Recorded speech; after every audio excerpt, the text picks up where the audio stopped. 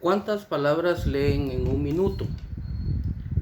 ¿Cuánto tiempo necesitan para comprender un texto?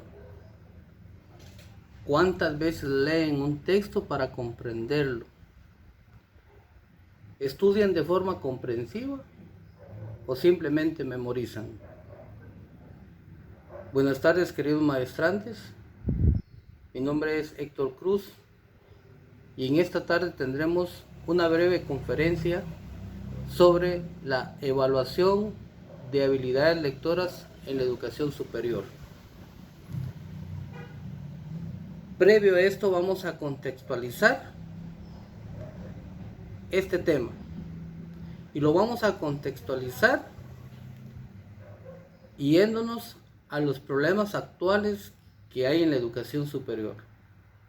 Pero para poder hablar de los problemas que hay en la educación superior, necesariamente tenemos que partir de los problemas que hay en el país.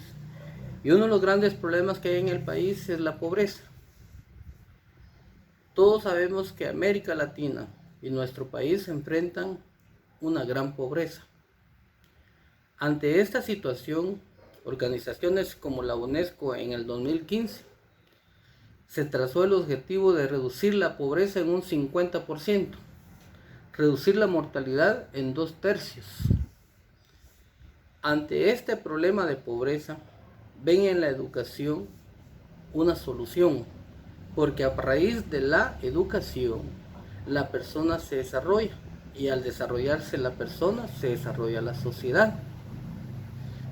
Pero hay algo contradictorio en esta situación, porque la educación, por los mismos problemas de pobreza que hay, tiene sus propias limitaciones, como por ejemplo la equidad educativa.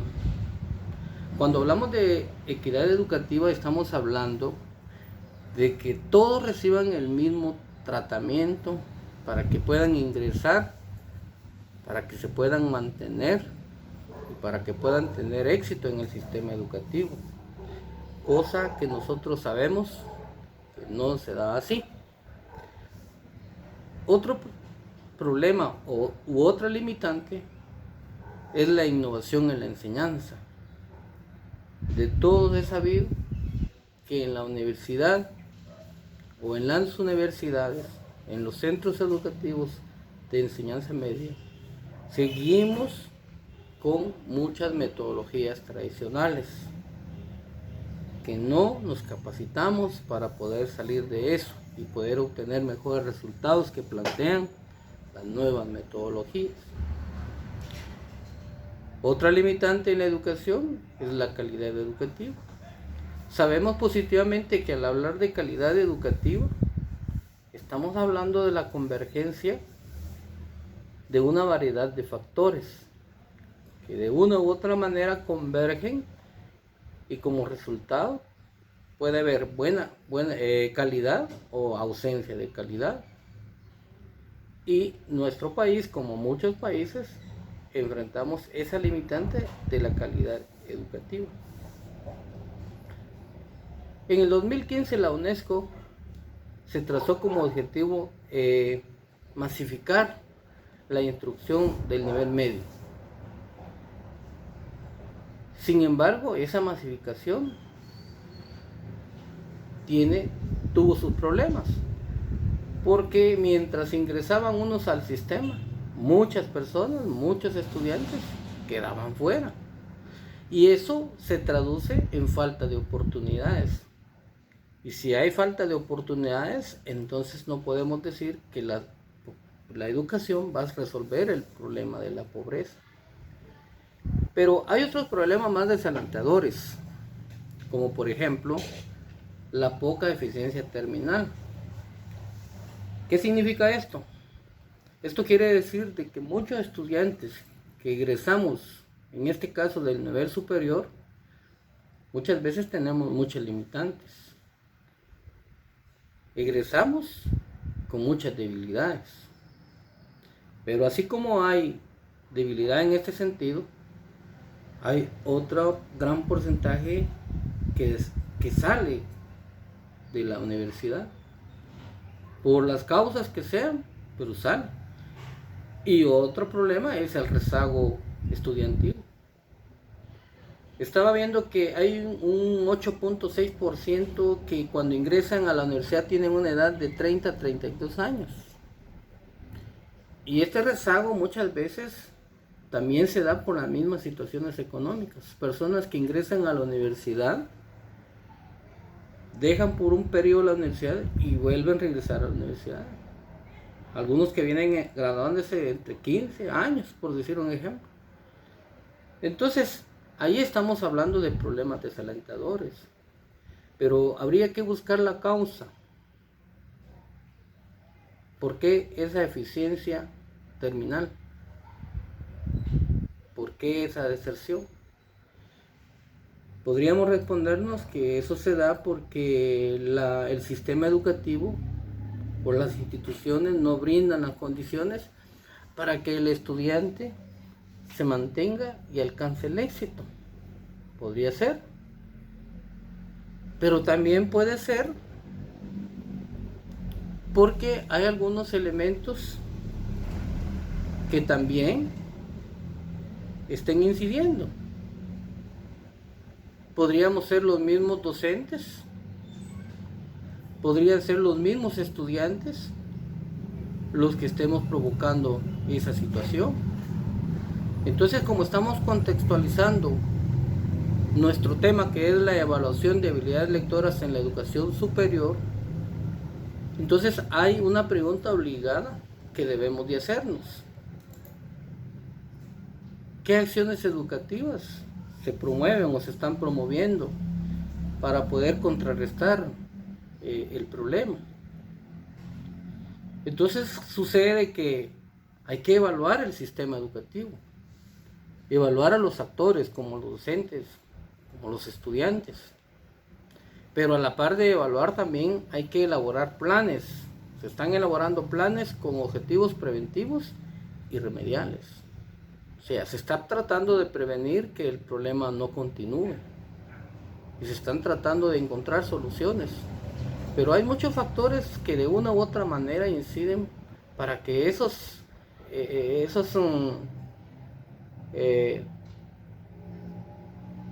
acciones no den los resultados deseados. En el aspecto preventivo hay dos funciones muy elementales que se han considerado y tiene que ver la planeación y la evaluación. Sabemos que la planificación y la evaluación son dos factores que inciden muy grandemente en los resultados positivos que se dan dentro del proceso educativo. Dentro de estas acciones educativas de las que estamos hablando, se han creado, y no solo a nivel nacional, sino que a nivel internacional, organismos que de alguna u otra manera tienen y velan por este tipo de evaluaciones. Puede ser, por ejemplo, organismos como la Unidad de Planeación y Evaluación de Políticas Educativas, como el Centro Nacional de Evaluación. Hay instrumentos, entre los instrumentos pudiéramos mencionar las pruebas de evaluación que se practican para alcanzar o verificar el logro académico. Dentro de los espacios, estos temas se están abordando, por ejemplo, en revistas electrónicas de investigación. En cuanto a posgrados, también hay posgrados que se han creado con ese objetivo, como por ejemplo los posgrados de maestrías en metodología de investigación educativa, doctorados en ciencias en la especialización de investigaciones educativas. O sea, acciones se están realizando. Sin embargo, muchas de estas investigaciones que se realizan, a veces se realizan con fines de diagnóstico, y los resultados que se alcanzan básicamente sirven para tomar grandes decisiones en las altas esferas. Pero lo que podríamos decir que faltan son las acciones remediales. O sea, ¿qué podemos hacer nosotros para poder contrarrestar ese problema? Entonces surge la necesidad de plantear estrategias periódicas y continuas. Y aquí entra algo muy especial: la evaluación continua. La evaluación continua tiene un papel fundamental en este proceso. ¿Por qué? Porque el docente sabe qué va a evaluar, cómo lo va a evaluar y cuándo lo va a evaluar. En el caso de nuestro tema, que es la evaluación de habilidades lectoras en la educación superior, quiere decir que si el docente utilizara las estrategias adecuadas para evaluar la lectura, alcanzaríamos mejores resultados. Pero esta evaluación continua de lo que hablamos tiene una doble retroalimentación, y es lo valioso, porque por un lado le permite al estudiante verificar si está en consonancia con lo que el docente pretende que él alcance, y al docente le permite verificar o determinar si el proceso se está alcanzando los objetivos que se propusieron.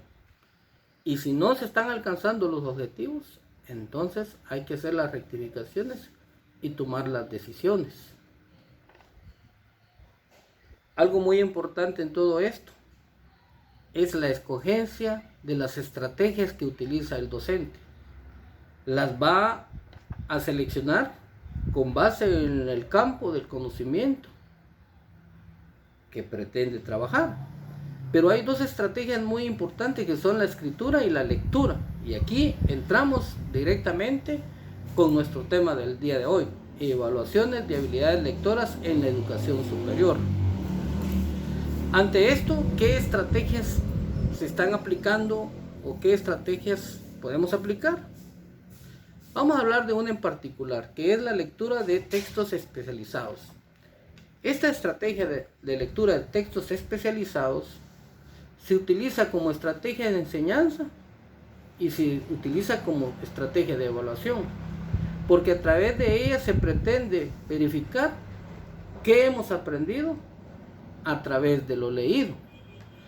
Pero aquí hay que considerar algo importante, y entra la memorización y el aprender. Recordar es reproducir un formato similar al original. Eso es recordar. Y aprender de un texto significa usar la información y no solo reproducirla. Pero este es un dilema, porque aún cuando se presentan estas dos situaciones entre memorizar y aprender, y en base a las investigaciones que se han realizado, se puede decir que en la mayoría de los establecimientos continuamos con las pruebas de memorización.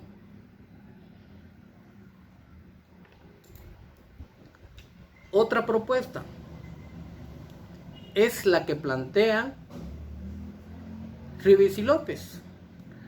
Ribes y López plantean la propuesta de organización funcional de la conducta.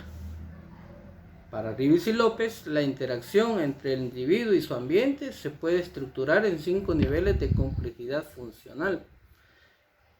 Ellos pueden ser el contextual, el suplementario, el selector, el sustitutivo referencial y el sustitutivo no referencial. Según esta propuesta, los fenómenos de comprensión lectora quedan bajo el criterio de ajuste lector, el cual se define como el intercambio eficaz y adecuado del lector a las circunstancias de la lectura y a las formas que éste impone. ¿Qué quiere decir esto? En primer lugar, vamos a definir el término ajuste lector. La palabra ajuste lector podríamos estar hablando de una correspondencia funcional. El ajuste es acomodar. ¿Acomodar qué? Eso es un interrogante muy importante. La correspondencia es una relación que implica complementariedad y funcional significa utilidad.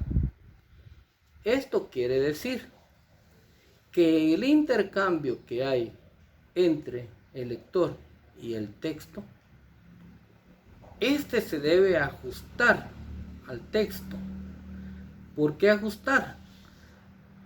Porque si yo leo algo que para mí no tiene ningún interés, la interacción que hay entre el libro y yo no va a ser funcional, no va a ser productiva. Esto indica que ese ajuste del lector con el texto se va a ir dando paulatinamente. Y por eso precisamente Carpio propone 5 tipos funcionales de criterios. Estos 5 tipos funcionales de criterio tienen que ver con el ajuste del lector y son el criterio de ajustividad, el criterio de efectividad, el criterio de pertenencia, el criterio de congruencia y el criterio de coherencia. Cada uno de estos criterios va a realizar un ajuste entre el lector y el texto.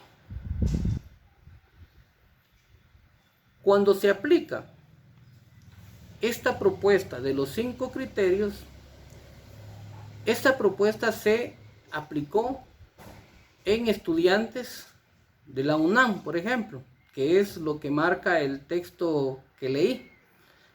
Esta evaluación se aplicó en estudiantes de la UNAM del primer semestre de la carrera de psicología, y para poder aplicar crearon un documento, un texto que incluía el movimiento y las 2 primeras leyes de Newton, y conformaron 50 cuestiones, y las 50 cuestiones estaban de selección múltiple con 4 posibles respuestas, 3 incorrectas y 1 correcta. Y estas 50 cuestiones se dividieron en los 5 criterios. Al aplicarse y obtener los resultados, se encontró que los criterios que más alto puntaje obtuvieron fueron el criterio de ajustividad,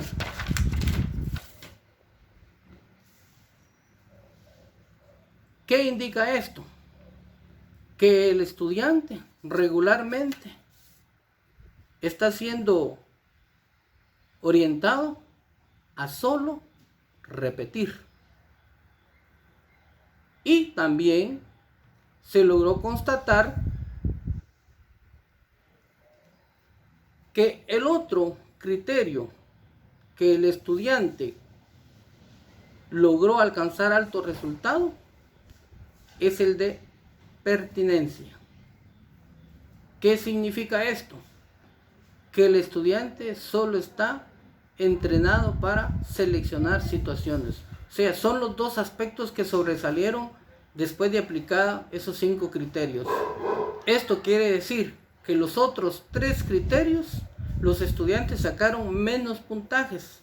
Esto implica que para poder mejorar la comprensión lectora en el nivel superior, se deben de aplicar actividades o estrategias que impliquen esos 3 criterios que son más complejos y que de alguna manera van a hacer más efectiva esa interacción entre el libro y el lector. Muchas gracias.